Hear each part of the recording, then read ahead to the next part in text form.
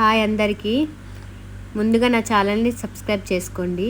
ఈరోజైతే మా ఇంట్లో గోరుచిక్కుడుకాయ అంటే నాకైతే ఒక్కటే గుర్తొస్తుంది. ఇంతకుముందు పెళ్ళికి ముందైతే చాలా బాగా తినేదాన్ని. కానీ ఎప్పుడైతే మ్యారేజ్ అయిన తర్వాత ఫస్ట్ ప్రెగ్నెన్సీ టైంలో మా హస్బెండ్ అదే గోరుచిక్కుడుకాయ పెట్టి పెట్టి పెట్టి విరక్తి పుట్టించిండు. నాకైతే ఇప్పుడు దాన్ని చూస్తేనే అంత నచ్చది. మళ్ళీ అందులో ఇక్కడ మనకి ఇంటి దగ్గర దొరికినట్టు ఫ్రెష్గా అస్సలు దొరకది, చాలా లావుగా ఉంటుంది. ఇంటి దగ్గరనైతే కొంచెం బెటర్, బాగుంటుంది.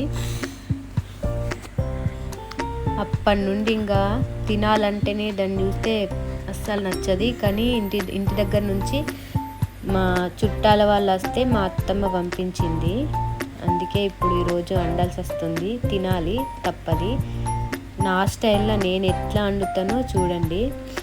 ఫస్ట్ అయితే ఆనియన్, మిర్చి, కరివేపాకు వేసుకోవాలి. వేసుకున్న తర్వాత అల్లం వెల్లిపాయ వేసుకోవాలి. అవి కొంచెం ఫ్రై అయిన తర్వాత మనం గోరుచిక్కుడుకాయ వేసేసుకోవాలి.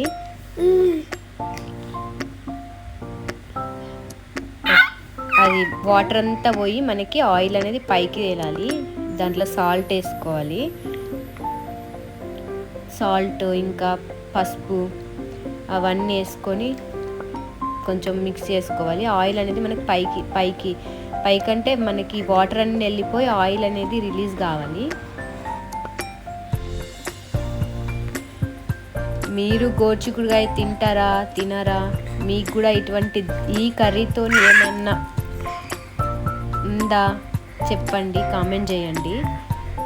నా ఛానల్ని సబ్స్క్రైబ్ చేసుకున్నప్పుడు మర్చిపోవద్దు. అట్లనే కారపొడి, కొత్తిమీర పొడి వేసుకొని మిక్స్ చేసుకోవాలి. ఒక 2 minutes అట్లా ఫ్రై చేసిన తర్వాత మూత పెట్టేసుకొని మళ్ళీ ఒక 2 minutes తర్వాత ఓపెన్ చేయాలి. కొంచెం మగ్గిపోయి ఉంటుంది. ఇప్పుడు మనం మిక్స్ చేసుకొని దీంట్లో టమాటాలు వేసుకోవాలి. తర్వాత కొత్తిమీర కట్ చేసుకొని వేసుకోవాలి.